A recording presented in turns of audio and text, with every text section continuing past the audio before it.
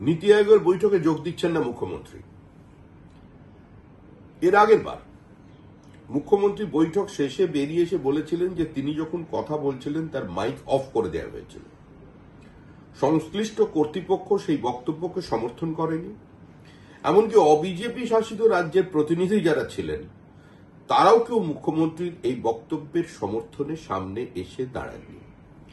এখন প্রশ্ন হলো যে কেন্দ্র রাজ্য ঐক্যবদ্ধভাবে একটা সার্বিক আর্থসামাজিক উত্তরণের জন্য সেখানে নীতি নির্ধারণ হচ্ছে। পশ্চিমবঙ্গ এমনিতেই পিছিয়ে পড়েছে। লক্ষ লক্ষ মাইগ্রেন্ট লেবার, অল্প বয়সী ছাত্রছাত্রীরা তারা এ রাজ্যে পড়াশোনা করার ইচ্ছা নেই, ভিন রাজ্যে চলে যাচ্ছেন।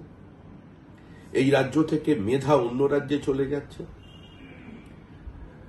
রাজ্যের শ্রমিক পর্যন্ত আজকে অন্য রাজ্যে কাজের খোঁজে চলে যাচ্ছে।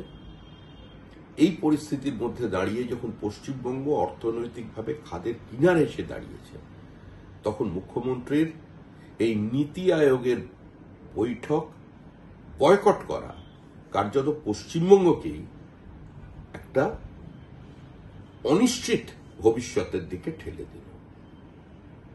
প্রান্তিক মানুষ, রাজ্যবাসী এবং পশ্চিমবঙ্গ রাজ্য বঞ্চিত হল মুখ্যমন্ত্রীর সিদ্ধান্তের কারণে। কেন্দ্র বিরোধিতা, মোদী বিরোধিতা, এই বিরোধিতার রাজনীতির কারণে রাজ্যের স্বার্থকে বিসর্জন দিলেন মুখ্যমন্ত্রী। অবশ্য এটাই শেষ সুযোগ ছিল।